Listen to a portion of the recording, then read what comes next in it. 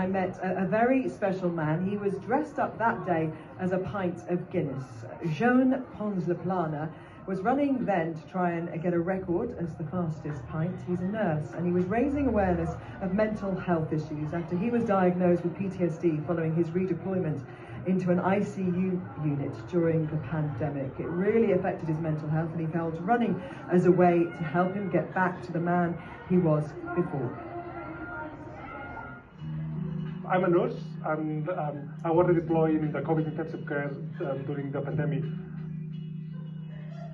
On a daily basis, I was going from anxiety to anger to frustration to fear. It was a lot of mixed emotions. I was on a dark space because 50% of my patients were basically passing away. It was 50% chances. I didn't want to be here anymore. I had suicidal thoughts and I ended up diagnosed with PTSD.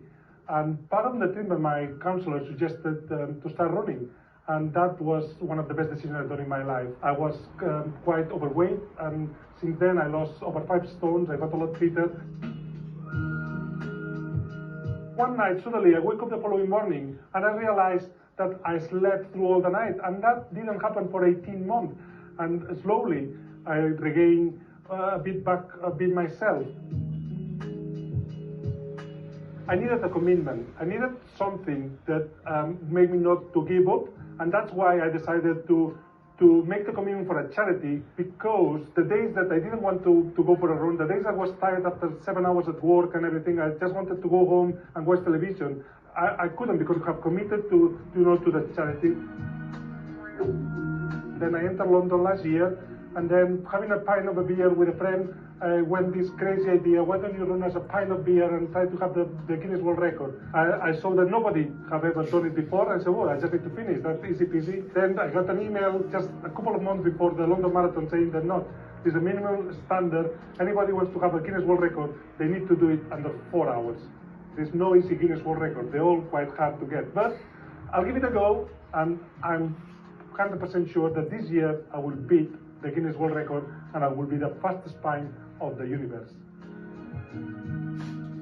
So here in Chesterfield, every year we have a beer festival, a real ale festival at the, not far from here. And today I'm going to go there and I'm going to unveil the pint of beer. I decided that I want to do the fastest pint on planet Earth, and I want to beat the Guinness World Record at the London Marathon. But my journey to London starts this Sunday at the Manchester Half Marathon. Cheers!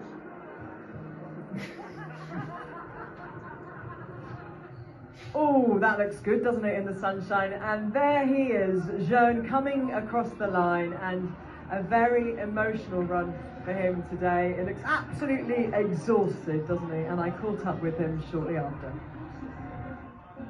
Well, emotional scenes there as Joe crosses the line. Joe, tell us, did you do it? Yeah, I did it. I wanted to go under 2 hours and I did 1:51. I'm absolutely thrilled about the time because I'm trying to beat the Guinness World Record at the London Marathon, and I need to do it under 4 hours. That's a good run on the road to London, 2nd of October.